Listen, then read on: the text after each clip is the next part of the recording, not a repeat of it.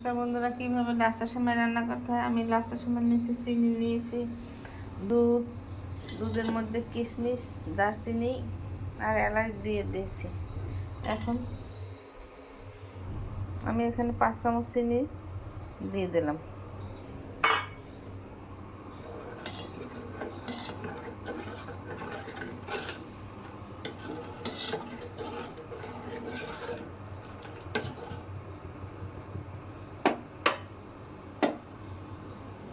এখন আমি সেমাই দিয়ে দেব।